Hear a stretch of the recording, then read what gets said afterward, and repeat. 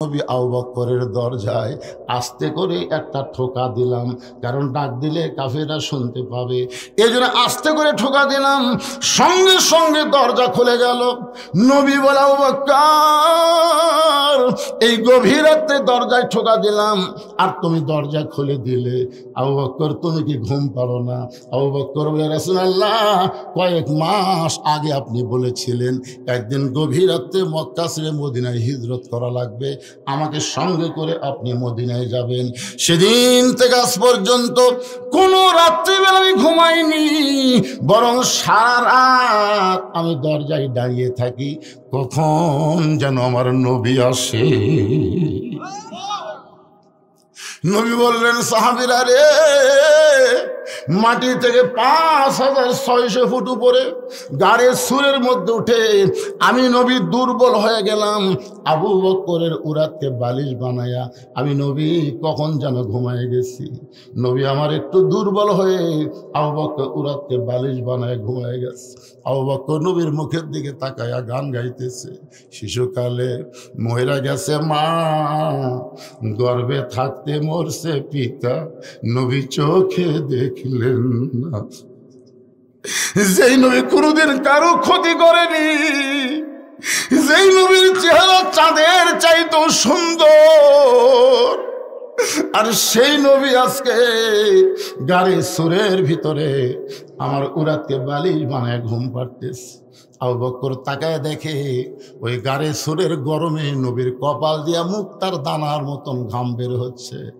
মুক্তার দানার মতন ঘাম, ওই ঘামের আবার একটু আলো দেখা যায়, জোরে কোন সুবহানাল্লাহ। ওই ঘামের মধ্য থেকে আলো বের হচ্ছে।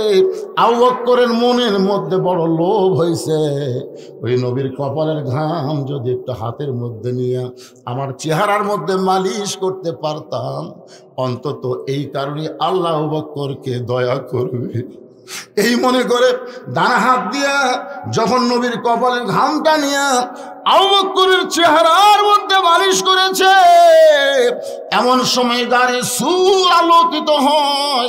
আলোকিত অবস্থায় দেখতে পায় ওই গাড়ির সুরের মধ্যে ছোট্ট একটা ছিদ্র আছে। আবু বকরের বারবার চিন্তা হয়, ওই ছিদ্র দিয়ে যদি কিছু বের হয়ে আমার নবীকে কামড়ায়।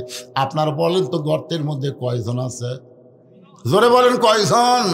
কিন্তু বারবার বলতেছে যদি কিছু বের হয়ে আল্লাহর নবীকে কামড় দেয়। দেখেন নবীর মহব্বতে নিজের অস্তিত্ব ভুলে গিয়া আবু বকর ছিদ্রের মুখে পাটা লাগাই দিছে, পাটা লাগাই দিছে। এমন সময় আল্লাহ তাআলা, আল্লাযী খলাকাল মাউতা ওয়াল হায়াতা লিয়াবলুয়াকুম আইয়ুকুম আহসানু আমালা, আল্লাহ আবু বকরকে পরীক্ষা করার জন্য, সুন্দর আমল পরীক্ষা করার জন্য বিষাক্ত সাপকে বলতেছে, যারে সাপ যা, ওই যে ছিদ্রের মুখে পাটা দিছে ওই পায়ের তালুতে কামড় বসায় দে।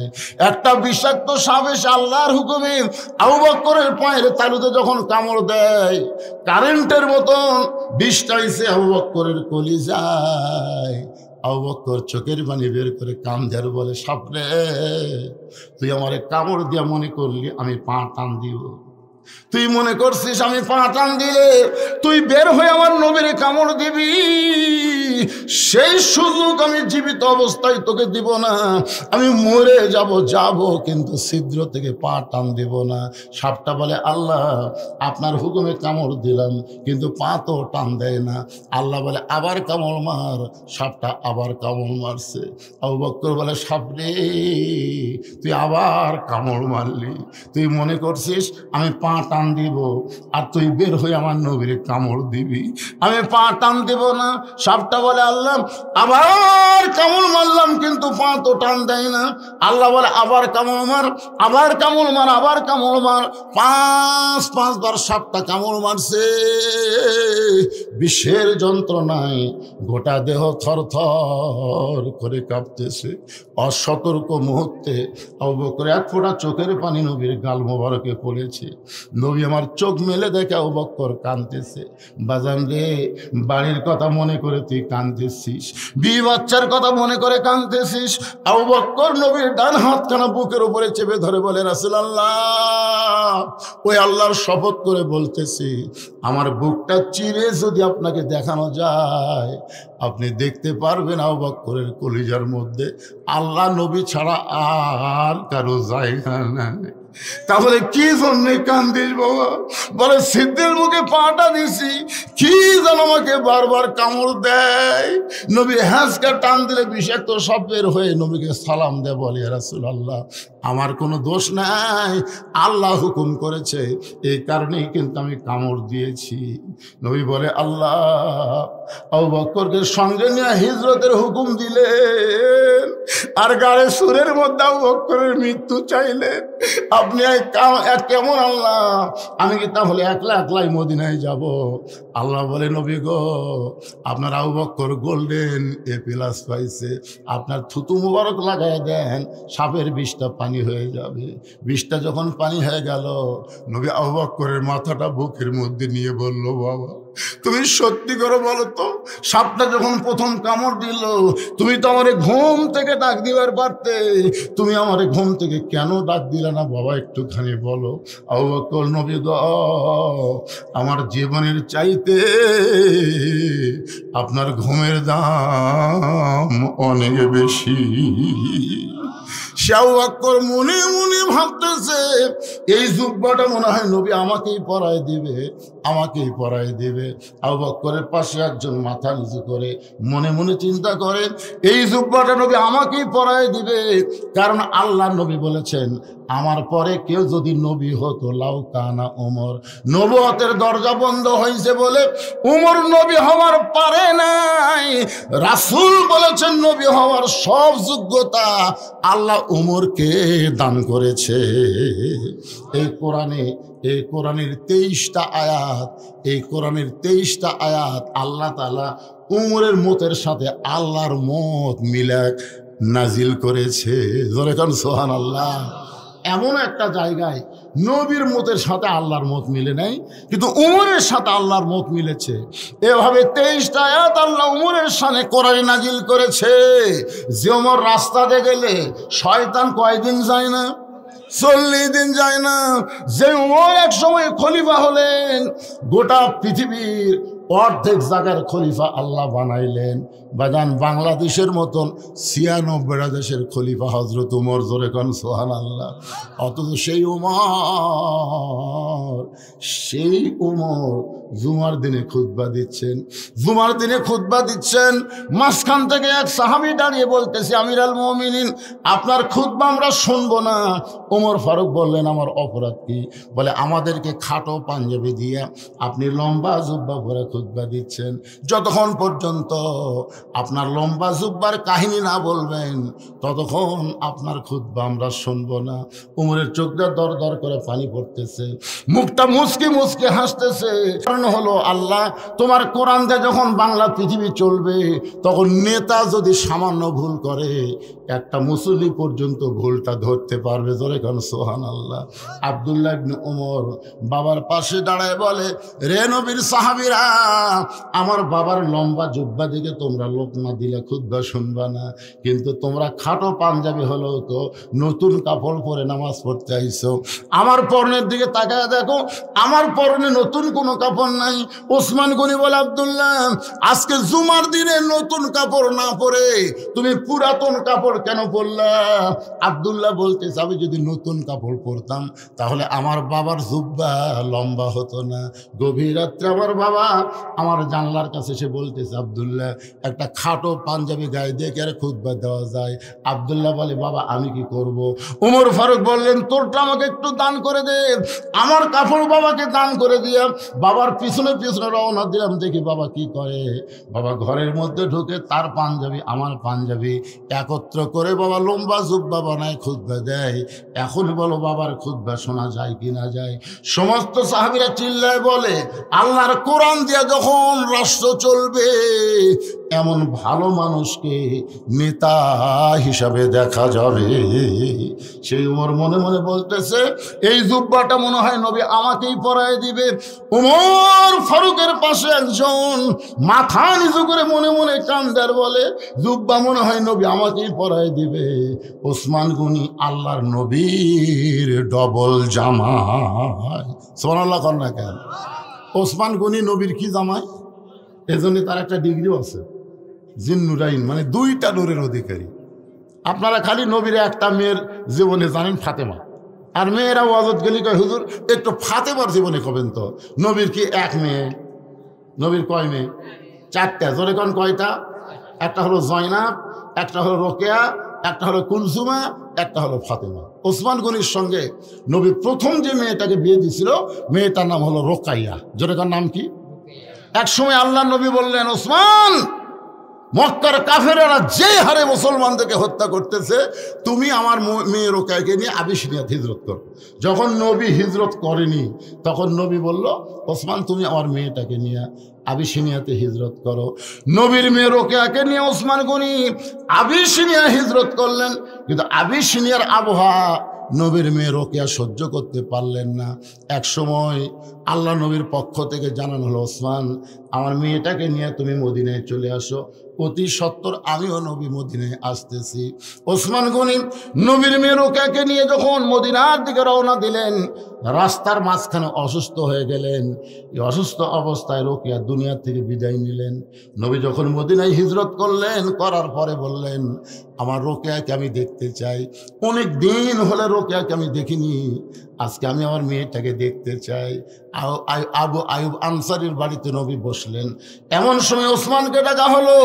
ওসমান গনি নবীর পায়ের কাছে বসে কাঁদতেছে। আল্লাহ নবী বললেন, আমার রোকেয়া কোথায়? বলে, ইয়া রাসূলুল্লাহ, রাস্তার মাঝখানে রোকেয়া দুনিয়া থেকে বিদায় হয়ে গেছে। নবী বলল, ওসমান কান্দো না, আমার আর একটা মেয়ে আছে, আমি সেই কুলসুমাকে তোমার সঙ্গে বিয়ে দিব। দুই বিয়ে করে নাম হলো জিন্নুরাইন। ওসমান গনি এত সম্পদের মালিক ছিলেন। একদিন আল্লাহ নবী বলে, ওসমান, আল্লাহ তোমাকে কত সম্পদ দিয়েছে? বলে, ইয়া রাসূলুল্লাহ, এই যে উট দেখতেছেন, এত গুদাম, আমার সম্পত্তির এত গুদাম, এই গুদামে মাল ভরা আছে। আর এই উটটার পিঠের উপরে দেখতেছেন চাবি, এই চাবি নিয়ে উটটা ক্লান্ত হয়ে যায়। এখন চিন্তা করেন, চাবি ঢোয়াইতে যদি একটা উট লাগে। আল্লাহ রাসূল বলে, ওসমান, তাহলে আল্লাহ তোমাকে অনেক সম্পদ দান করেছে, আমি যদি বলি সব সম্পদ আল্লাহ দেওয়া লাগবে? ওসমান গনি বলে, হুজুর, তাহলে সব সম্পদ যদি আল্লাহকে দেওয়া লাগে, এই উট সহ আমি আপনাকে দিয়ে দিলাম। সুবহানাল্লাহ না কেন? মানে উটের উপরে তো চাবি আছে, চাবি আছে, তাহলে উঠ সহ হইলেন, সব সম্পত্তি দেওয়া লাগবে, খামাখামা উঠলে আমি কি করবো? সব আল্লাহ দিয়ে দিলাম। সঙ্গে সঙ্গে নবী আসমানের দিকে তাকায় থাকে, আল্লাহ, আল্লাহ, এইটা কে? সালা মাত্র একটা বার নিজের সম্পদ দিয়ে খেয়াল করেনি, তোমার দিকে খেয়াল করে সব দিল। আল্লাহ বললেন, ওসমান, সবই যদি দিয়ে দাও, তোমার থাকলো কি? ওসমান দৌড়ে এসে নবীর হাত ধরে বলতেছে,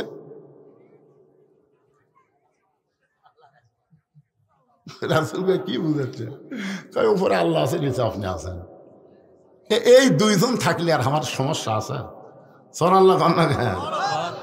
আজকে যখন আপনাকে বলা হবে, বাবা এই মাদ্রাসার জন্য কিছু দেন, তখন আপনারা ওই দিকে তাকাবেন, আপনারা তাকাবেন পকেটের দিকে। না দেব না। মসজিদের দান বাক্স মুখের সামনে দিয়ে যাচ্ছে, মসজিদের দান বাক্স, বুঝলেন, একেবারে পকেটের দিকে খেয়াল করে দেখে 500 টাকার লোট আছে, 200 টাকার লোট আছে, 100 টাকার লোট আছে পারে, কিন্তু 10 টাকা নাই। এখন চিন্তা করে 10টা টাকা নাই, একেবারে ইনকে দান বাক্স এমন করে ঠেলা মারছে, 3 জন পার হয়ে গেছে। ওরা 3 জন বলতেছে, আল্লাহ তো গ্রহণ করুক রে। 2 কান্দে 2 ফেরেশতা বলতেছে, আল্লাহ, এর পকেটের খবর আপনি জানেন না, 500 আছে, 200 আছে, 100 আছে, খালি 10 নেই। ইসিহারে দান বাক্স ঠেলা মারলো, এর রেজাল্ট কি? আল্লাহ কই দান বাক্স ঠেলা মারেনি তো, ই জান্নাত ঠেলা মারছে। চিন্তা করে দেখেন, এই মাদ্রাসার জন্য যদি এখন আপনাদের কাছে 10টা মিনিট আমি চাই, যদি চাই, উঠবেন? উঠে যাবেন তারা? না, টাকা চালিয়ে কবি দান চাচ্ছে থাক মারে। আল্লাহ কবি তোল্লাকাল মুনাফিক, দরকারও নেই। টাকা চাইলে যাই উঠে যায়, এরা কিন্তু মুসলমান না। যারা আপনারা কি মনে করতেছেন এই মাদ্রাসার উন্নয়ন কল্পিত মাহফিল? তাহলে ওয়াজ শুনবেন, দরকার আরো 1 ঘন্টা শুনবেন, জুব্বা নবী কাক পরায় দেয় নিজের চোখে আমরা দেখে যাবো, জোরে কোন কথা ঠিক কিনা? কিন্তু টেকা চালি লাভ দিয়ে উঠবো, এইটা কোন শুরু? উঠে যাওয়ার নিয়তে না, এই তেজের কাছে আসার নিয়তে আপনারা আসবেন। আমি আপনাদের কাছে বেশি না, মাত্র 100টা কোরআন শরীফ এই নবীর মাদ্রাসার জন্য বিক্রি করবো। 100টা কোরআন শরীফ এই মাদ্রাসার এই 3 বাচ্চাদের হাতে তুলে দেওয়া লাগবে। একটা কোরআন শরীফ মাত্র 500 টাকা দাম। আপনি যদি মনে করেন হুজুর আমি 1,10,000 দেবো, 5,000 দেবেন, 2টা দেবো 1,000 দেবেন, হুজুর আমি 1টা দেবো 500 টাকা দেবেন। পৃথিবীর শ্রেষ্ঠ দান নবীর মাদ্রাসায় একটা কোরআন। এত বড় দান আর কোথাও নাই, কোরআন শরীফ দান করা। আমি সরাসরি কোরআন শরীফ চাচ্ছি না, আপনি 500 টাকা দিবেন, একটা কোরআন দানের সওয়াব আল্লাহ আপনার বাপ মাও দিয়ে দিবে যদি মরে যায়, আর বাঁচা থাকলে আল্লাহ হায়াত দিবে, আপনাকেও কোরআন দানের সওয়াবে অংশের মধ্যে আল্লাহ ফেলে দিবে। এরা কিন্তু বাকি আদায় হবে না, এরা নগদ কোরআন শরীফ নগদ বিক্রি হবে। কোন ব্যক্তি সর্বোত্তম 500 টাকা দিয়ে আজকে আল্লাহর কোরআন শরীফ কিনবেন, এমন কোন আল্লাহর বান্দা আছে? ব্যাগলে আগে ঢুকলো কেন? ব্যাগলে আগে ঢুকলো, আচ্ছা নিয়ে আসো। হ্যাঁ 100 জন, তার বেশি আমি নিব না। আল্লাহ সর্বোত্তম টেজের উপর থেকে আমার ভাইজান কোরআন শরীফ বাবদ 500 টাকা দান করেছে, আল্লাহ কবুল করেন। আর একজন কোরআন শরীফ বাবদ 500 টাকা, নাম লাগবে না, আল্লাহ সব দেখতেছে, সব দেখতেছে আল্লাহ। আল্লাহ পৃথিবীর শ্রেষ্ঠ দান নবীর হাফিজি মাদ্রাসায় একটা কোরআন বলার সঙ্গে আরো 2 ভাই 2টা কোরআন শরীফ বাবদ 500 দান করলো, আল্লাহ কবুল করেন। আর একজন কয়টা দিছে?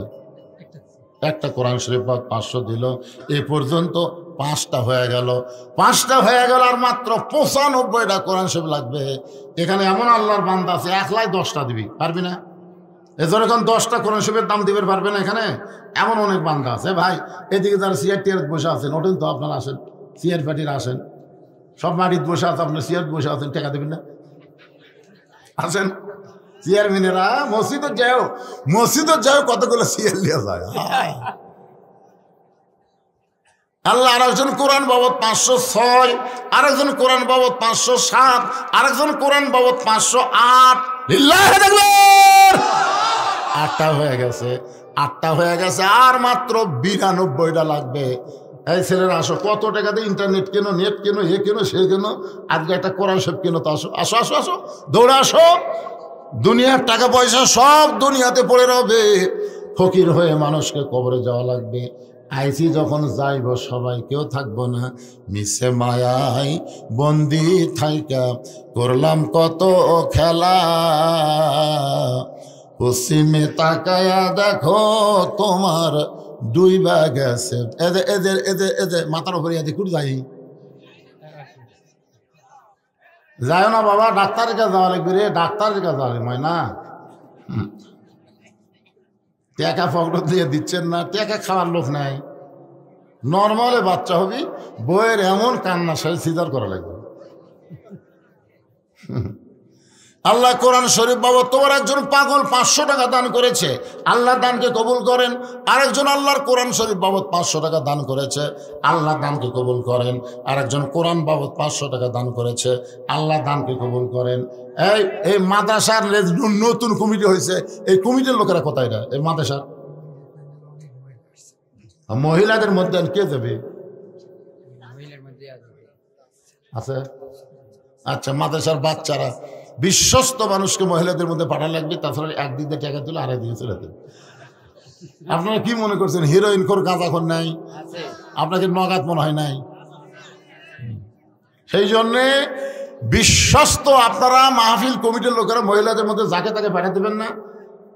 একেবারে ছোট বাচ্চা পাঠাবেন, মেয়ে মানুষ দেখলে তার কিছুই হয় না, অথবা এমন বুড়িয়া মানুষ পাঠাবেন যাই কিছুই আর বুঝতেছে না। এই বুড়িয়া না হয় একেবারে ছোট বাচ্চা। আল্লাহ আরেকজন কোরআন শরীফ বাবদ 500 টাকা দান করছে, আল্লাহ দানকে কবুল করেন। আরেকজন কোরআন বাবদ 500 টাকা দান করলো, আল্লাহ দানকে কবুল করেন। দানকারী গো পিতা মাতা, সুখে রাইখো কবরে, নূরের টুপি পরাইয়া উঠাবেন রোজ হাসরে। আমি যে ঘরে আমাকে বসতে দিয়েছিল, মাদ্রাসার ঘর, ওই ঘরে তো আমার জানলা নেই, বুঝলেন? আমি বাতাস পিপির করে আসে, ওরা চাদর টাঙ্গিয়ে দিতে, তো আমি জানি না। পরে চান্দা দেখি কেরে এই 2টা জানলার 2টা ঠাই দেওয়া লাগবে, ঠাই মনে হয় ইয়া লাগাছে আর কি, হ্যাঁ আপনার জানলাত গ্রিল লাগায়নি? গ্রিল লাগানো আছে, খালি থাই লাগা লাগবে, থাই। দুটা থাই দিবেন। আল্লাহর কোন বান্দা আছে নবীর ঘরে দুটা থাই লাগাবেন? নিজের ঘরত লাগাছেন আর নবীর ঘর লাগাবেন না? দুটা থাই। আল্লাহ তোমার একজন বান্দা 100 টাকা দান করছে, 100 টাকা যেগুলো দিবেন 100 200 এগুলো দান, আর 500 টাকা হলে কোরআন। এদিকে সব কোরআন শরীফ আর এদিকে সব দান শরীফ। যে দেন আপনি 100 বারেন 200 বারেন দেন, দেন দেন, সবাই দেন ভাই, দেন দেন, আল্লাহর রাস্তায় দান করেন।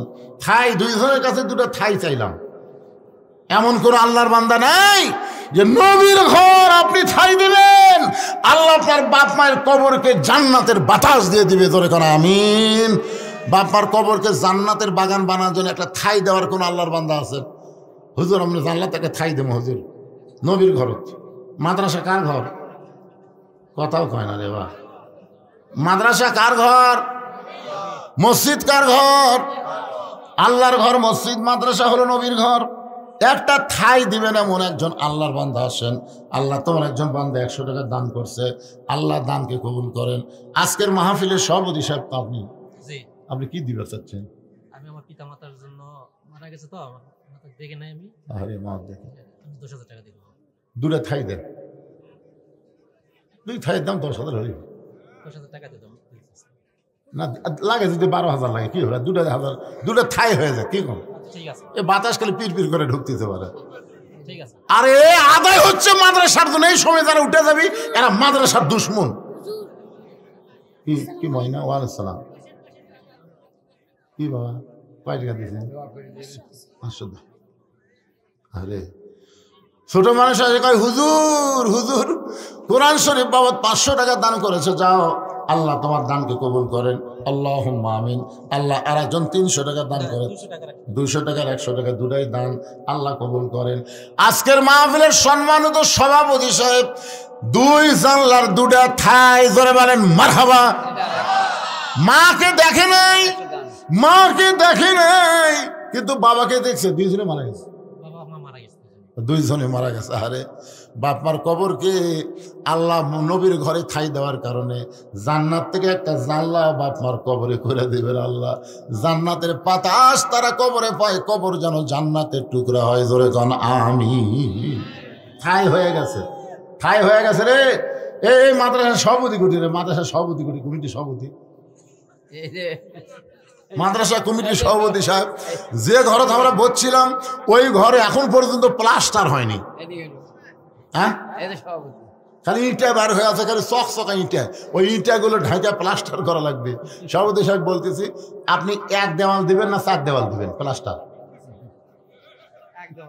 1 দেওয়াল। ঠিক আছে মাশাআল্লাহ।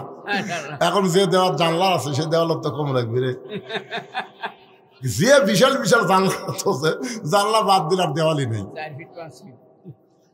তো ঠিক আছে, আজকের মাহফিলের মাদ্রাসার কমিটির সভাপতি উনি যেদিকে জানলা নাই ওই দিকে 1 দেওয়াল গোটা প্লাস্টার করে দিবে। জোরে এখন মারহাবা।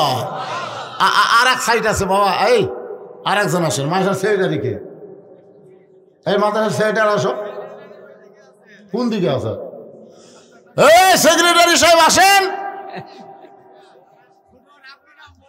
হ্যাঁ নাম হলো রাব্বি, গোলাম রাব্বি লেখা লাগবে। গোলাম রাব্বি, খালি রাব্বি করলে হবে না, শুধু রাব্বি করে ডাক দিলে কবিরা গুনাহ হবে। রাব্বি মানে কি? আমার প্রভু। কি নাম? মেহরাব হোসেন রাব্বি নাম। ঠিক আছে, মেহরাব হোসেন রাব্বি আসো বাবা, আসো আসো আসো, দৌড় আসো। তোমার ডাকা হচ্ছে আর তুমি এদিকে দেরি করতে। চলে আসো বাবা, চলে আসো। কোথায়? মেহরাব হোসেন রাব্বি মাদ্রাসার কেশিয়ার কে রে? এই টাকাগুলো যার হাতত যাবি সেই কেশিয়ার কুটিয়ে শোনেন, যুবকেরা যখন হাতে নিছে এরা আর পিছতে হবে না। বিএমপি জামাত বুড়াগুলো যখন পারলো না, যুবক দিয়েই কিন্তু হাসিনা পলালো। এখন কথা ঠিক কিনা? এই যুবকেরা প্রথম আবু সাইদ জীবন দিয়ে দেখা দিল যে বাতিলের বিরুদ্ধে প্যা করলে হবে না, জীবন দেওয়া লাগবে। তোর এখন ঠিক কিনা? এই যুবক দিয়ে এবার মাদ্রাসার কাম হবে ইনশাল্লাহ। 1 হুজুর আসে সব কটা মুরগির ছায়ের মতন লিয়ে চলে গেছে। এই মাদ্রাসা ভাঙ্গে দেখা গেল হুজুরের মনে করছেন কম কিছু হবে, দেরি করেন। কিছুদিন পরে দেখবেন হুজুরের মুখ বেকা হয়ে গেছে। হ্যাঁ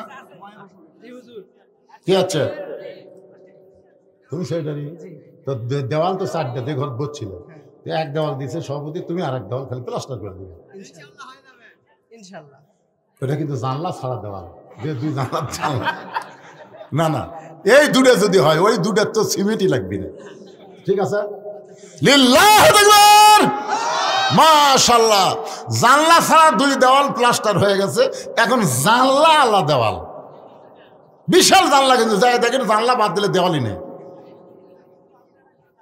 এই কেশিয়ার সাহেব কে আছে? কেশিয়ার সাহেব আসেন।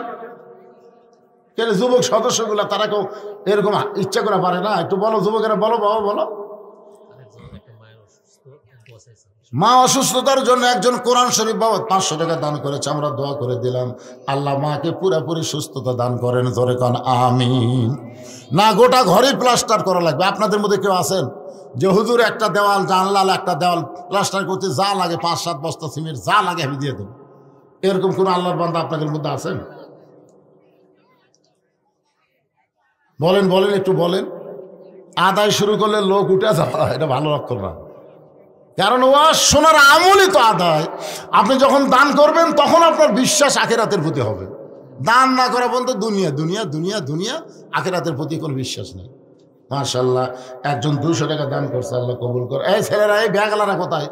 এখন ভিতরে ব্যাগ নিয়ে ঢোকো, 10 টাকা 20 টাকা যে যা পারে আল্লাহর রাস্তায় দান করবেন। ব্যাগকে ফেরত দেবেন না, কিঞ্চিত হলেও দেবেন, কিন্তু বঞ্চিত করবেন। এই পিছনের ভাইরাই আপনারা সামনে আসেন, তো আবার আলোচনা শুরু হবে। আসেন আসেন সবাই সামনে আসেন, আদায় শেষ, এখন আবার আলোচনা শুরু হবে। আসেন, পিছনের লোকেরা জায়গা পরিবর্তন করে খালি সামনে আসেন, উঠবেন আর বসবেন। 2 বছর ডাক্তারের কাছে যাওয়া লাগবে না, ঝাঁকি দিয়ে উঠবেন আর ঝাঁকি দিয়ে বসবেন। রোগ বেদি বেলায় টুটি চলে যাবে। আর সদকাতু তারুদ্দুল বালা, আর কোরআনকে আল্লাহ যাবতীয় রোগের ঔষধ হিসেবে নাজিল করছে। এখানে খুঁটির মতন বসে আছেন, বারে লড়ে না রে, পাথরের মতন শরীর ভারী হবি রে, না লড়লে। সামনে আসেন, এই সামনে আসেন, জিকির করেন আর সামনে আসেন। লা ইলাহা ইল্লাল্লাহ, লা ইলাহা ইল্লাল্লাহ, লা ইলাহা, লা ইলাহা ইল্লাল্লাহু মুহাম্মাদুর রাসূলুল্লাহ। সকলে বলি সাল্লাল্লাহু আলাইহি সাল্লাম। ওসমান গনি মাথা নিচু করে মনে মনে ভাবতেছে, এই জুব্বাটা বুঝি নবী আমারই পরায় দেয়, কারণ আমি হলাম আল্লাহর নবীর ডবল জামাই। জোরে কোন কি জামাই? শুধু ডবল জামাই না, যারা হজ করেছেন, এখানে যারা হাজী সাহেব আছেন, তারা যদি জান্নাতুল বাকির মধ্যে প্রবেশ করেন, জান্নাতুল বাকির মধ্যে প্রবেশ করার সময় দেখবেন আরবিতে একটা বিশাল সাইনবোর্ড দেওয়া আছে।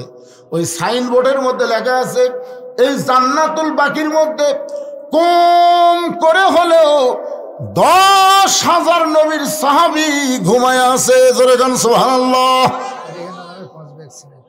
রেহেনা নামে মেয়ে মানুষই বেশি দিল রে, মা রেহেনা।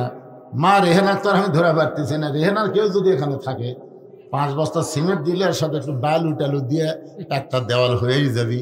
কি কোন হবি না? ছোট্ট না ঘর তো, ওটা একটা দেওয়াল হয়ে যাবে। রেহেনা 5 বস্তা সিমেন্ট দান করবে, আল্লাহ মা রেহেনাকে কবুল করেন। মা ফাতেমার সঙ্গে আল্লাহ জান্নাত দিবেন। নবীর মেয়ে ফাতেমা এমন একজন মেয়ে, একটু খেয়াল করবেন। নবীর মেয়ে ফাতেমার কথা একটু পরে আসতেছি ভাই, যেটা বলতেছি, ওই জান্নাতুল বাকির মধ্যে ঢুকবেন। হজ করছেন তো মাশাআল্লাহ, কে দিল? কোরআন শরীফ বাবা। জান্নাতুল বাকির মধ্যে ঢুকতে গেলে সর্বপ্রথম যার কবরটা পাবেন, সর্বপ্রথম যেই সাহাবীর কবর, ওই কবরটা হলো ওসমান গনির কবর। ছোট্ট একটা পাথরের মধ্যে খোদাই করে ছোট্ট করে লেখা আছে ওসমান গনি, ওসমান গনি। আরে নবীর কাছে সাহাবা বলতেছে, ইয়া রাসূলুল্লাহ, আজকে 3 দিন হলে কিছুই খাইনি, হুজুর একটু আমাকে খাবার ব্যবস্থা করেন। সঙ্গে সঙ্গে নবী এভাবে জুব্বা তুললেন। সাহাবী তাকায় দেখে নবী ক্ষুধার জ্বালায় পেটে পাথর বাঁধা বসে আছে। সাহাবী বলে, ইয়া রাসূলুল্লাহ, আমি ক্ষুধার্ত, কিন্তু আপনার মতন এত ক্ষুধার্ত না। এই বলে সাহাবী যখন চলে যায়, নবী পিছন থেকে ডাকতে পারে আম্মা সাইলা ফালা তানহার, রে সাহাবী তুমি আমার কাছে সাইল করলে আমি কিছুই দিবার পারলাম না, আমি দিবার না পারলে কি হবে, তুমি ওসমানের কাছে যাও, ওসমানের কাছে যাও। গরিব সাহাবী নবীর কথা মতো ওসমানের কাছে সন্ধ্যার সময় গেলেন। সন্ধ্যার সময় গিয়া দেখে ওসমান গনির ঘরের মধ্যে যে বাতি জ্বলে, ওই বাতির শোলটা টাইনা টাইনা ওসমান গনি আলো কমাইতেছে, মানে আলো একটু বেশি হয়েছে, নিচের শোলটা টাইনা টাইনা আলো কমাচ্ছে। গরিব মনে মনে কয় এর চাইতে বেশি আলো আমার ঘরে জ্বলে, আমি কোনোদিন শৈলটা টাইনা আলো কমাই নাই, তো কৃপণের কৃপণ আমারে কি দিবে। নবীর কাছে গিয়ে বলে রাসূলুল্লাহ আপনি দিবার পারেন না ঠিক আছে, কিন্তু এমন কৃপণের কাছে আমার কেন পাঠাইলেন। আল্লাহ নবী বলতেছে তুমি কি তোমার অহবের কথা কইছো? বলে হুজুর বলার তো পরিবেশই পেলাম না। আল্লাহ রাসূল বলে তাহলে আবার যাও। পরদিন সকালবেলায় নবীর কথা মতো গরিব মানুষটা ওসমান গনির দরবারে গিয়া দেখে ওসমান গনি যেই বালিশে মাথা দিয়ে ঘুম পাড়ছে, ওই বালিশের কোনা ফাটা সামান্য তুলা ঘরের মধ্যে পড়ে গেছে। ওই তুলাটা খোটায়া খোটায় ওসমান গনি বালিশের খোলের মধ্যে ঢুকায়। গরিব মনে মনে কয় এর চাইতে বেশি তুলা যদি আমার ঘরে থাক পড়তো, আমি সামটা দিয়ে ঝাড়তে ফেলে দিতাম। এত কৃপণের কৃপণ সামান্য তুলাটার লোভ সামলাবার পারে না, এ কোনোদিন দান করবে না। নবীর কাছে গিয়ে বলে রাসূলুল্লাহ আপনি দিবার পারবেন না ঠিক আছে, কিন্তু এমন কৃপণের কাছে আমার কেন পাঠালেন? রাসূল বলে তুমি কি তোমার অহবের কথা কইছো? বলে হুজুর বলার পরিবেশ পাইনি। আল্লাহ রাসূল বলেন আবার যাও। পরদিন সকালবেলায় নবীর কথা মতো গরিব সাহাবী ওসমান গনির দরবারে গিয়া দেখে ওসমান গনি খালি গায়ে বসে আছে, খালি গায়ে বসে আছে। গরিব সাহাবী দূর থেকে লক্ষ্য করে দেখে তার কোষার মধ্যে কোলের মধ্যে একটা পাঞ্জাবি, এই পাঞ্জাবি কয়েক জায়গায় ছিঁড়ে গেছে। ওসমান গনি নিজেই সেনাটা সেলাই করবে, কিন্তু বিপদ হলো সুঁয়ের মধ্যে সুতা ঢোকাবার পারতেছে না। একটু চোখের পাওয়ার কম হচ্ছে, কারণ সর্বপ্রথম এই দুনিয়াতে যিনি নিজের হাতে কোরআন শরীফ লিখেছে তার নাম হলো ওসমান গনি। ধরে কর না সুবহানাল্লাহ, ডবল সুবহানাল্লাহ কর। কারণ এখনো সেই কোরআনটা মদিনার মিউজিয়ামের মধ্যে আছে। মসজিদ নববীর নিচতলা হচ্ছে মদিনা মিউজিয়াম, বুঝছেন? ওই মিউজিয়ামের মধ্যে ওসমান গনি নিজের লেখা, নিজের হাতের লেখা কোরআনটা আয়নাতে বেঁধে রেখেছে, কিয়ামত পর্যন্ত থাকবে। কিন্তু একটা কষ্টের কথা হলো ওই কোরআনের মধ্যে রক্ত লেগে আছে। ওসমান গনি যখন কোরআন শরীফ পড়তো, কতগুলো শত্রু পিছন দিক থেকে তাকে আক্রমণ করে হত্যা করে। ওই যে দেহের রক্তগুলা কোরআনের মধ্যে লেগে আছে, আয়নাতে বেঁধে রাখছে। বাজার 1400 বছর পরে এক ডাক্তার আয়না ফাইটা যখন গেছে, ওই রক্ত পরীক্ষা করে দেখে একটা জীবিত মানুষের রক্তে যেরকম হিমোগ্লোবিন থাকে, ওই রক্তে এখনো সেই পরিমাণ হিমোগ্লোবিন রয়েছে। ওয়ালা তাকুলু লিমান ইউকতালু ফি সাবিলিল্লাহি আমওয়াতুন বাল আহইয়াউ ওয়ালাকিন লা তাশউরুন। আল্লাহ রাস্তায় যাদেরকে হত্যা করা হয় আল্লাহ বলেছেন তারা মরে না, তারা জীবিত। জোরে কর না সুবহানাল্লাহ। তো এখন চোখের পাওয়ার কমে গেছে, সুঁয়ের মধ্যে সুতা ঢোকাবার পারতেছে না। সুই ধরছে এরকম, কিন্তু সুতা এই দিক দিয়ে যায়, এদিক দিয়ে যায়।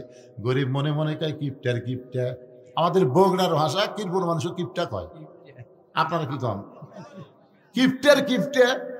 ইচ্ছা করলে হাজার পাঞ্জাবি তৈরি করবার পারবে, আর দর্জিরে দিলেই তো সেলাই করা দিবে। নিজে এমন কৃপণের কৃপণ, এখন সেলাই করবা, তোমার চোখের পাওয়ার কম, এখন সুয়ের মধ্যে সুতা কেমনে ঢুকাবা? গরিব বারবার দেখতে দেখতে বিরক্ত হয়ে বলো ওসমান ভাই, যেই কথা ওসমান ভাই। ওসমান গনি চমকে উঠে সালাম দেয়, বলে ভাইজান আমার একটা উপকার করে দেন। বলে কি উপকার? বলে এই সুঁয়ের মধ্যে সুতাটা একটু ঢুকায় দেন। গরিব যখন সুঁয়ের মধ্যে সুতা ঢুকায় দিছে, ওসমান গনি খপ করে গরিবের হাতটা ধরে বলে ভাইজান এই যে আমার সিনা পাঞ্জাবি সেলাই করার জন্যে সুঁয়ের মধ্যে সুতা ঢুকায় দিলেন, তার বিনিময় হিসাবে আপনি কি নেবেন? গরিব বলতে হাতটা খালি ছাড়েন। কারণ মনে মনে চিন্তা করে পর পর 3 বার যা দেখছি এর মতন কিরবন কি দিবি, হাতটা ছাড়া দেন। ওসমান গনি বলে না, কি নিবেন আগে বলেন। গরিব বলে আমার কিছুই দরকার নাই, হাতটা ছাড়া দিলে আমি চলে যাই। ওসমান ডাক দেয় ম্যানেজার, সঙ্গে সঙ্গে ম্যানেজার বলে হুজুর ডাকলেন কেন? ম্যানেজার রে কোথায় থাকো? এই গরিব ভাই আমার এত বড় উপকার করলো, আমার শোয়ের মধ্যে সুতা ঢুকায় দিয়া আমার ছিঁড়া পাঞ্জাবি সেলাই করার সুযোগ করে দিল, এর বিনিময়ে একে 100টা উট দিয়া দাও। গরিব বলে হুজুর আপনি কি বলতেছেন? সামান্য শোয়ের মধ্যে সুতা ঢুকাইলে আপনি 100টা উট দিবেন? ওসমান গনি বলে ম্যানেজার আমার এই গরিব ভাইকে আপনি 200টা উট দিয়ে দেন। গরিব বলে হুজুর কি বলেন? সামান্য শুয়ের মধ্যে সুতা ঢুকাইলাম, তার বিনিময়ে কি 200টা উট দেওয়া যায়? ওসমান বলে ম্যানেজার ওই ফার্মের মধ্যে কত উট আছে? বলে 2000-এর বেশি। বলে সব উট আমার গরিব ভাইকে দিয়ে দাও। গরিব জোড়হাত করে বলে হুজুর আর বাড়াবেন না, আর বাড়াবেন না, সামান্য শুয়ের মধ্যে সুতা ঢুকাই দিলাম, এর বিনিময়ে যদি আপনি 2000 উট দেন তাহলে পরপর 3 বার আমি কি দেখলাম? ওসমান বলে কি দেখছো ভাই? বলে প্রথম দেখলাম আলো একটু ঘরে বেশি হয়েছে, আপনি শোলটা টাইনা টাইনা আলো কমাইলেন। তারপরে দেখলাম বালিশ ফাইটা তুলা পড়ে গেছে, সেই তুলা খুঁটায় খুঁটা আপনি বালিশের খোলের মধ্যে ঢোকালেন। তারপরে দেখলাম সেরা পাঞ্জাবি সেলাই করবেন, কিন্তু শুয়ের মধ্যে সুতা ঢোকাবার পারতেছেন না। ওসমান কান্দের বলে ভাই যান পরপর 3 বার দেখছো, তার নাম হলো দুনিয়া, আর যেইটা তোমাকে দিলাম সেইটা হলো আখেরাত। এই তুচ্ছ দুনিয়ার জন্য ওসমানের কোনো আলোর দরকার নাই, এই সামান্য সময়ের জন্য দুনিয়ায় ওসমানের কোনো আরামের বালিশের দরকার নাই, এই দুনিয়ার জন্য ওসমানের ভালো পাঞ্জাবির দরকার নাই। ওসমান হলো আখেরাতের কাঙ্গাল। তোমাকে 2000 উট দিয়া আল্লাহ যেন ওসমানকে আখেরাতে দেয়। বাল তুসিরুনাল হায়াতাদ দুনিয়া ওয়াল আখিরাতু খায়রু ওয়া আবকা। এই তুচ্ছ দুনিয়ার মোহে তোমরা পাগল হয়ো না। যেই বাড়ি দেখতেছো, যেই সম্পদ দেখতেছো, যেই পুকুর পুষ্কুনি তোমরা দেখতেছো, এগুলো তোমাদের না, এগুলো সব ছাইড়া যাওয়া লাগবে। কিন্তু যেদিন ডাক পড়িবে, সবাই বলেন, কিন্তু যেদিন ডাক পড়িবে কবর মাঝে যাইতে, জোগাড় কিছু করছো বন্ধু তার মাঝে বিছাইতে। ডানে কবর বামে কবর, ডানে কবর বামে কবর, নিচে কবর আছে যে, উপর দিকে চাইয়া দেখো বাঁশের ছাউনি দিছে কে। সুপারি গ্যাং, সুপারি গ্যাং মানে সুপারি গ্যাংয়ের পক্ষ থেকে 2 বস্তা সিমেন্ট। আমি বুঝতে পারলাম না সুপারি গ্যাং মানে। আচ্ছা আচ্ছা, যাই হোক, যুব সমাজের পক্ষ থেকে গ্যাং হোক, আপনারা চিনেন তো এই গ্যাং চিনেন? আচ্ছা, সঠিক বয়সে বিয়ে করার জন্য সকল যুবক ভাইদের উদ্দেশ্যে কিছু বক্তব্য। সঠিক বয়স বলতে কি বুঝতেছেন এই যুবকেরা? সরকারি হলো 22, সরকারি কি 22, দরকারি কত? একটা বলেন সরকারি, একটা হলো দরকারি। আপনারা বলেন তো একটা যুবকের জন্য দরকারি বয়স কত, যে এই বয়সে দরকার?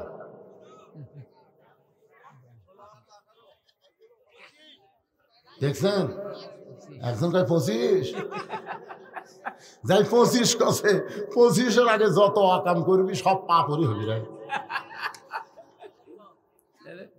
25 কতগুলো লোক চিন্তা করে কি জানেন? না আমার ছেলে কামাই করে পারে না, বিয়ে করে কি খিলাবি, মানে আল্লাহ হয়ে গেছে। ভারত তো কছিল আমরা পেঁয়াজ বন্ধ করে দিলাম, তারপর চিনি বন্ধ করে দিলাম, আলু বন্ধ করে দিলাম, তোরা কি খাবো? আপনার কোন তো যেদিন থেকে বর্ডার বন্ধ করে দিছে সেদিন থেকে দাম কমিছে। আল্লাহ কোরআনে বলেছেন ফালিয়াবুদু রব্বা হাযাল বাইত আল্লাযী আতা'আমাহুম মিন জু'ইন ওয়া আমানাহুম মিন খাউফ।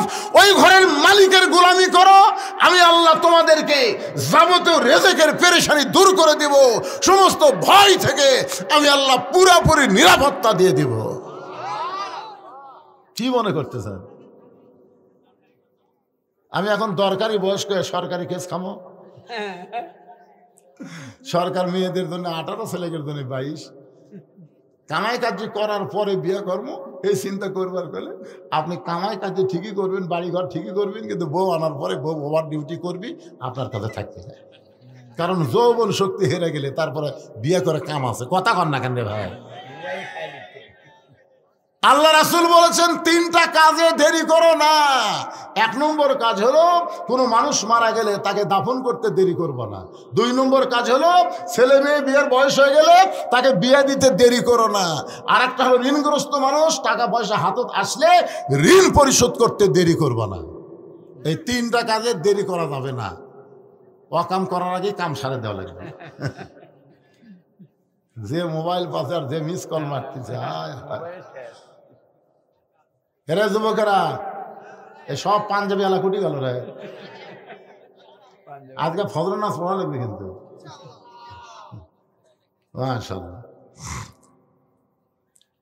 ওসমান গনির পাশে একজন মাথা নিচু করে মুস্কি মুস্কি হাসতেছে। জুব্বা তো আমি পাবো, আমাকেই নবী জুব্বা পরায় দিবে একজন। তার নাম হলো হযরত আলী। ধরে বলেন নাম কি? আচ্ছা, হযরত আলীকে নবী জুব্বা দেবে কথা কি নাম কইছে? কিন্তু হযরত আলী এই কথা কেমনে চিন্তা করে?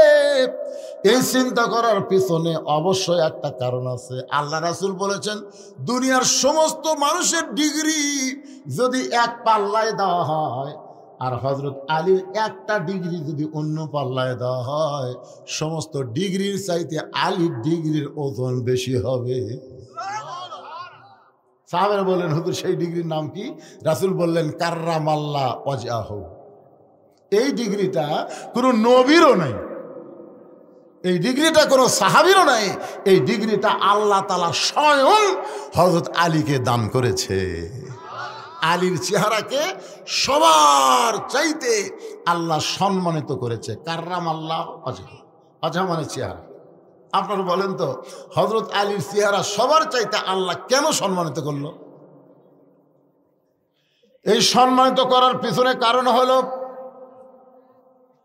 আল্লাহ নবী বলেছেন বাবা আদম থেকে আমি নবী পর্যন্ত এই নবীর বিবিরা জান্নাতি, কিন্তু জান্নাতি নারীদের নেত্রী কোন নবীর বিবি হতে পারবে না।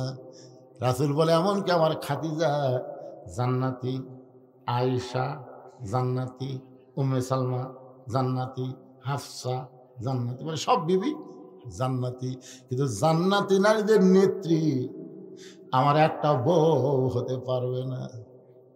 তো বিশ্ব নবীর বউ যদি জান্নাতি নারীদের নেত্রী না হয়, অন্য নবীর বউ হবে? কথা কন না কেন ভাই? হবে। কারণ অন্য নবীর বইয়ের মধ্যে 2-1টা নবীর বইয়ের মধ্যে ভেজাল আছে। যেমন নূহ নবীর বইয়ের মধ্যে ভেজাল নাই। কথা কন না কেন? নূহ নবীর বইয়ের মধ্যে ভেজাল নাই, আছে। আল্লাহর বান্দার একটু মনোযোগ দেন। রাসূল বললেন আমার কলিজার টুকরা ফাতেমা, ও মায়েরা, পর্দার অন্তরালে যারা বসে আছেন একটু মনোযোগ দিয়ে শোনেন। ঘরের মধ্যে ঢুকে ফাতেমার হাতের তালুতে নবী চুমু দিলেন। মেয়ের হাতে চুমু দিয়ে বললেন ফাতেমা তুমি কি কখনো মনে করো যে তোমার বাবা বিশ্ব নবী বলে আল্লাহ তোমাকে জান্নাত দিবে? ফাতেমা বলে বাবা আমার সব সময় তো তাই মনে হয়, যেরকম আমাকে নবী বিশ্ব নবী আমাকে সুপারিশ করে জান্নাত লিয়ে দেবে, মনে হয় না? কথা কর না কেন? মনে হয় কি হয় না? মনে হয় কে? বিশ্বাসই হয়। বিশ্বাস হয় না আপনাকে রে? তো ফাতেমা কি নবীর কলিজার টুকরা, তো তার বাবা নবীদের নবী, নবীদের সর্দার, আর এত বড় নবীর মেয়ে হওয়ার কারণে আল্লাহ জান্নাত দিবি না? আল্লাহ রাসূল বলেন ফাতেমা সতর্ক, সতর্কবাণী শোনো, নবীর মেয়ে হওয়ার কারণে তুমি জান্নাতি এই কথা কখনোই মনে করবা না। জান্নাতে যদি যাবার চাও ফাতেমা, জান্নাতের আমল করে তোমাকে জান্নাতে যেতে হবে। এগুলোকে আদায়ের স্লিপ না প্রশ্ন? মাশাআল্লাহ 5,000 টাকা চোখে চশমা দেখবার পারি না বারে। এক লোক 5,000 টাকা দান করেছে, নাম প্রকাশে অনিচ্ছুক, মা বাবার জন্য দোয়া চাইছেন। আচ্ছা ঠিক আছে, আপনারা তো নাম জানেন, আমার নাম জানার দরকার নেই। আবার আপনারা যদি নাম না জানেন তো কেন আদায় করবেন? এটা কি লগত দিল না বাকি দিল? ও লগত, মাশাআল্লাহ, তাহলে নামের কি দরকার? মা বাবার জন্য দোয়া চাইয়া নাম প্রকাশ করবে না এমন একজন বান্দা 5,000 টাকা দান করেছে, 10টা কোরআন শরীফ বাবদ। আল্লাহ তার বাপ মার কবরকে জান্নাতের টুকরা বানায় দেখ, জোরে কোন আমিন। একটু মনোযোগ দা শোনেন মায়েরা, শোনেন। ফাতেমা বললেন, বাবা তাহলে জান্নাতে যাওয়ার আমল কি?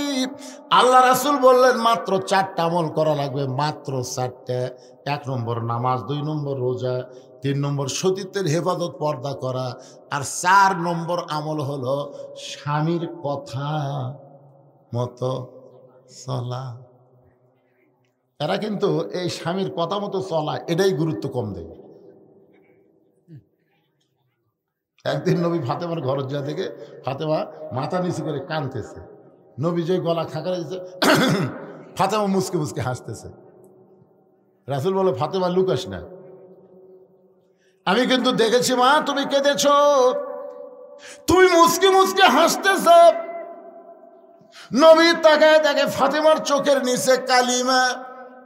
আল্লাহ রাসূল বলে, আমার মেয়েকে দেখলে জান্নাতের হুরেরা শরম পাবে। ফাতেমা তুমি মনে হয় চোখের তলে সুরমা লাগাইছ।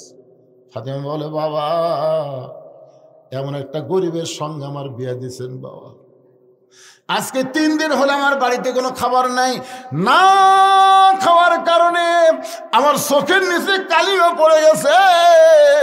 আমার 2টা হাসান হোসাইন আপনার খোঁজে বাহিরে চলে গেছে, আপনি তো আমার ঘরে আইছেন, আমার হাসান হোসাইন কোন জায়গায়? রাসূল বলে, ফাতেমা আমাকে একজন 5টা খুরমা খেজুর দিছে, আমি হাসান হোসাইনকে 2 জনকে 2টা দিছি, আর 3টা নিয়ে ঘরের মধ্যে ঢুকছি, 1টা তোকে দেব আর 2টা আমার আলীর জন্য রাখবো।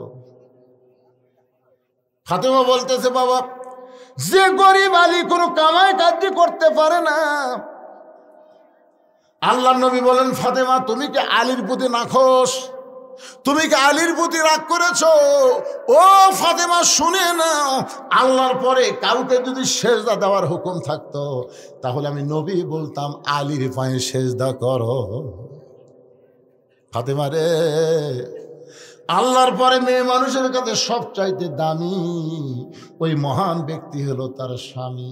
ও ফাতেমা কষ্ট করো, 33 বার সুবহানাল্লাহ, 33 বার আলহামদুলিল্লাহ, 34 বার আল্লাহু আকবার আমল করো। দুনিয়াতে সামান্য কষ্ট হবে, আখিরাতকে আল্লাহ ফাতেমার জন্য সুন্দর করে সাজায় দিবে। ফাতেমা এত কষ্টের মধ্যেও তুমি পর্দার ভিতরে থাকার কারণে আল্লাহ তাআলা একটা খবর দিয়ে পাঠাইছে আমাকে তোমার কাছে। সেই খবরটা হলো সাইদাতুন নিসা আহলুল জান্নাহ ফাতেমাতুজ জোহরা। রে দুনিয়ার সাহাবীরা, আলীর স্বামী হলো জান্নাতীদের নেত্রী, আলীর 2টা সন্তান হাসান হোসেন হলো জান্নাতি যুবকদের সর্দার। আলীর মতন স্বামী, আলীর মতন বাবা এই পৃথিবীতে আর কেউ নাই। এ কারণেই তার চেহারা সবার চাইতে সম্মানিত। ধরে কেন সুবহানাল্লাহ। হযরত আলীর আরেকটা ডিগ্রি আছে আসাদুল্লাহিল গালিব, আরেকটা ডিগ্রি আছে আলী ও হায়দার। আলী ও হায়দার অনেক ডিগ্রি আল্লাহ হযরত আলীকে দিয়েছেন। আর একটা ডিগ্রি হলো সাহাবীদের নিয়ে নবী বসে আছেন, সবার সামনে খুরমা খেজুর দেওয়া হলো। আল্লাহ নবী হযরত আলীকে ট্রাই করার জন্য, পরীক্ষা করার জন্য খেজুরগুলো খাচ্ছে, আর আলী তখন অন্যদিকে খেয়াল করে মুখের সামনে বিছিয়ে রাখতেছে, আলীর সামনে বিছিয়ে রাখে। এক সময় খুরমা খেজুর খাওয়া শেষ হয়ে গেল। আল্লাহ নবী বলেন, সাহাবীরা দেখো আমার জামাই আলীর পেটে এত খিদে, একলাই কতগুলো খেজুর খাচ্ছে, বিচি ঠিক সামনে হয়ে গেছে। সঙ্গে সঙ্গে হযরত আলী দাঁড়িয়ে বললেন, সাহাবীরা রে, আমার শ্বশুর আল্লাহর নবী যখন বলেছে আমার পেটে খিদে, আমার সামনে বিসি ঠিক, আমার বলার কিছু নাই। কিন্তু তোমাদের কাছে আমার প্রশ্ন হলো, খিদা কার বেশি, যে বিসি বার করা খায় না বিসি সহ খায়? সাহাবেরা বলতেছে তার পেটে খিদা বেশি, যাই বিসি বার করার সময় পায়নি, বিসি সহ ভিতর ঢুকেছে। আলী বলতেছে আমার নবীর সামনে তাকায় দেখো বিসি নাই, আমার সামনে বিসি ঠিক। তাহলে নবীর পেটে এত খিদা লাগছে, বিসি সহ আজকে বসায়া দিছে। সঙ্গে সঙ্গে নবী আমার বলে আয় আলী আয়, আয় আমার কাছে আয়। যে কাছে আইছে ওই জুব্বাখানা নিজের হাতে হযরত আলীকে পরায় দিয়া বললেন আনা মাদিনাতুল ইলমি ওয়া আলিউ বাবুহা, আমি হচ্ছে ইলমের শহর, আজ থেকে সেই শহরের দরজা হলো হযরত আলী। ধরে কন্যা সুবহানাল্লাহ। ভাইজান, নবী আমার 5 ওয়াক্ত নামাজ পাইছেন। এই 5 ওয়াক্ত নামাজের মধ্যে ফজর এবং এশা, এই 2 নামাজের গুরুত্ব এত বেশি। আপনি যদি জোহর, আসর, মাগরিব যদি বাড়িতে আদায় করেন বা অন্য কোনো জায়গায় আদায় করেন তেমন সমস্যা হবে না, কিন্তু এই 2 ওয়াক্ত নামাজ যদি জামাতে আদায় না করেন তাহলে সে মুনাফিকের তালিকায় চলে যাবে। এই জন্য আজকে আলোচনা শোনার পরে ফজরের নামাজ আপনারা কোথায় পড়বেন? না পড়বেনই না? আচ্ছা আচ্ছা, কারা কারা আজকে ফজর পড়বেন না হাত তোলেন তো দেখি। একজনও নাই। কারা কারা ফজর নামাজ পড়বেন 2 হাত তোলে একটু আমার আল্লাহকে দেখান তো দেখি। এ কে হাত তোলেনি? হাত যান লুলা হয়ে যায়, দেখেন তো কে তোলেনি। লিল্লাহে তাকবীর, হাত নামান। রজব চাঁদের নামাজের ওয়াজ আর ফজর যদি জামাতে পড়তে পারে ওই ব্যক্তি জোহর, আসর, মাগরিব, এশা বাদ দেবে না। কারণ ফজর হলো শুরু। মুনাফিক ফজরের বাতাস নিতে পারে না। মুনাফিক আজান দিলে 2.5 হাত হয়, আগে ছিল 3.5 হাত, যে আজান দিছে মুনাফিক 2.5 হাত আছে। মানে আজান শুনবি না দেখে কম্বল মাথার উপর দিছে, কম্বল মাথার উপর দিলে পাও যে বাড়াবি, টানে কম্বলের মধ্যে ধসে। বাইরে থেকে যদি আপনি দেখেন মনে হয় চাউলের বস্তা ঢেকা থসে। চাউলের বস্তা আস্তে আস্তে ভিতরে ঢুকে গেলে কম্বল টানতে দেখেন মুনাফিকের কম্বলের মধ্যে সাইজ আর সকালবেলা সাইড টিপে কুত্তার সাইজ একই সাইজ। আল্লাহ, আজকে রজব চাঁদের আলোচনায় আজকের এই মাহফিলের যুবক সহ সবাইকে ফজরের নামাজ থেকে শুরু করে বাকি জীবন প্রত্যেকটা নামাজকে সঠিক সময় আদায় করার তৌফিক দান করো। জোরে কোন আমিন। আস্তাগফিরুল্লাহ রব্বি মিন কুল্লি জামবি ওয়া তুবু ইলাইহি, আস্তাগফিরুল্লাহ রব্বি মিন কুল্লি জামবি ওয়া তুবু ইলাইহি, লা হাওলা ওয়ালা কুওয়াতা ইল্লা বিল্লাহিল আলিয়্যিল আযীম। সকলে হাত তুলে আল্লাহুম্মা আমিন। আল্লাহুম্মা আনতাস সালাম ওয়া মিনকাস সালাম, তাবারাকতা ইয়া যাল জালালি ওয়াল ইকরাম। আল্লাহ, আমি অসুস্থ মানুষ, দীর্ঘ সময় তোমার বান্দাদেরকে সামনে নিয়ে আলোচনা করলাম। আল্লাহ, মেহেরবানি করে আজকের মাহফিল আমাদের সকলের হেদায়েতের জন্যে, নাজাতের জন্যে, জান্নাতের জন্যে কবুল করে নাও। এই মাহফিলের শুরু থেকে শেষ পর্যন্ত যত আলোচনা হয়েছে আল্লাহ, এর মধ্যে যদি ত্রুটি হয়, ভুল হয়, মাফ করে দাও। যাহা দিয়া মঞ্জুর করো। সোনার মদিনায় নবী পাকের রওজা মুবারকে আল্লাহ কবুল করে নাও। তামাম আম্বিয়াই কেরাম, আসহাবে কেরাম, তাবিনী কেরাম, তাবিনী কেরাম, তামাম পৃথিবীর মাটির নিচে যত মুমিন মুমিনা শুয়ে আছে আল্লাহ, সকলের আরওয়াহ ফরেহা দিয়া কবুল করো। আল্লাহ, আমরা যারা হাত তুলেছি আমাদের মধ্যে জনম দুঃখনী মা যাদের কবরে গেছে, ছোট্ট একটা শব্দ হলো মা। একটু চোখ বন্ধ করে দেখেন, এই দুনিয়াতে যার মা নাই তাকে আদর করার আর কেউ নাই। কি বলবো প্রসবের কথা, মা বিনে সেই ব্যথা কেউ তো বুঝিবে না। মাজন ঠেকিয়া সন্তানের দায়, অকালে মা মারা যায়, কেন সে মায়ের জন্যে দোয়া করবা না? এমন দরদি ভবে কেউ হবে না আমার মা, মা গো। এই দরদের মা যাদের কবরে গেছে, আল্লাহ মেহেরবানি করে মায়ের কবরটাকে জান্নাতের টুকরা বানিয়ে দাও। বাবার বাড়িঘর সবই আছে, আমি সহ আমরা যারা বাবা হারা ইতিম হয়ে গেছি, আল্লাহ মেহেরবানি করে বাবার কবরটাকে জান্নাতের টুকরা কবুল করে নাও। আমাদের দাদা দাদি, নানা নানি, আত্মীয় স্বজন, শ্বশুর শাশুড়ি যাদের কবরে গেছে, আল্লাহ কবরবাসীদের মাফ করে দাও। আল্লাহ এই মাদ্রাসাকে কিয়ামত পর্যন্ত কবুল করে নাও। আল্লাহ এই মাদ্রাসার পরিচালনার দায়িত্ব যে সমস্ত যুবকেরা নিয়েছে, আল্লাহ সমস্ত যুবকদেরকে মাদ্রাসার ওসিলায় জান্নাতি কবুল করে 5 ওয়াক্ত নামাজি কবুল করে নাও। আল্লাহ তাআলা এই মাদ্রাসার সমস্যার সমাধান করে দাও। অত্র এলাকার সমস্ত মুসলমানকে মাদ্রাসার হিতাকাঙ্ক্ষী বানায়া তাদের সন্তানগুলো দিয়া মাদ্রাসা ভরপুর করে দাও। আল্লাহ এই মাদ্রাসার সম্মানিত সভাপতি, মাদ্রাসার ম্যানেজিং কমিটির সম্মানিত সভাপতি, সহসভাপতি, মাদ্রাসার সেক্রেটারি, মাদ্রাসার ক্যাশিয়ার, মাদ্রাসার সদস্য, মাদ্রাসায় আজকে নগদে বাকিতে যারা দান করেছে, আল্লাহ সবগুলোকে জান্নাতের বিনিময় কবুল করো। আজকের মাহফিলের সম্মানিত সভাপতি, আল্লাহ মাদ্রাসার ঘরের জন্যে আমি 2টা ঠাঁই চাইছি, তিনি দিবার চাইছেন। আল্লাহ গো, তার বাপ মা দুনিয়াতে নাই, আমরা দোয়া করি আল্লাহ সভাপতি সাহেবের বাপ মার কবরকে জান্নাতের টুকরা বানিয়ে দাও।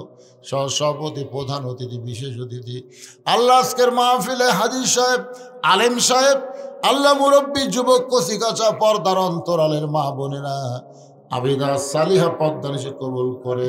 মা ফাতেমার চরিত্র দান করে। আমি অসুস্থ, আমি খুবই অসুস্থ, আল্লাহ আমার মতো অসুস্থ হয়ে যারা হাত তুলেছে, আল্লাহ সবাইকে সুস্থতার নিয়ামত দান করে দাও। কে কোন নিয়তে হাত তুলেছে, আল্লাহ সকলের নেক নিয়ত, নেক আশাকে তুমি কবুল করো। যেদিন আমাদের মৃত্যু হবে, দিনটা যেন জুমার দিন হয়, মাসটা যেন রমজান মাস হয়, ইমানের সাথে, ইজ্জতের সাথে এই দুনিয়া থেকে বিদায় নেওয়ার সময় আমাদের সকলের জবানে জারি করে দিও, লা ইলাহা ইল্লাল্লাহু মুহাম্মাদুর রাসূলুল্লাহ সাল্লাল্লাহু আলাইহি সাল্লাম।